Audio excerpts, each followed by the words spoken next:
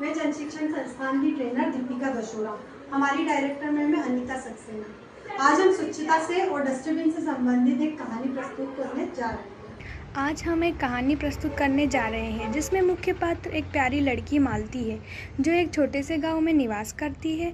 वह बहुत ही स्वच्छता प्रिय थी। वह साफ़ सफाई का पूर्ण ध्यान रखती थी। वह साफ़ सफाई करने लग जाती थी।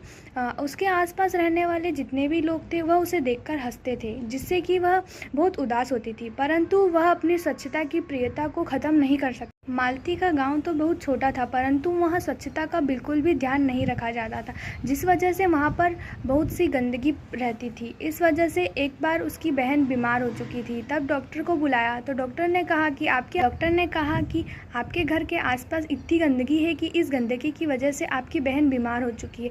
तभी मालती को बहुत गुस्सा आया कि उसने देखा कि घर के आसपास कितनी गंदगी है। भी मालती के स्कूल में एक पोस्टर प्रतियोगिता की गई जिसमें मालती ने भाग लिया एवं मालती ने स्वच्छता के ऊपर एक पोस्टर तैयार किया, जिसके अंतर्गत वहाँ के लोगों को बहुत प्रेरणा मिली।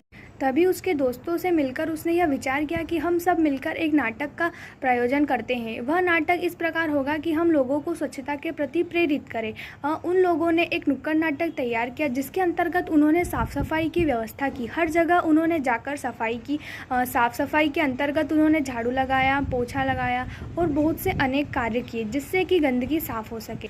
यह सब देखकर गाँव के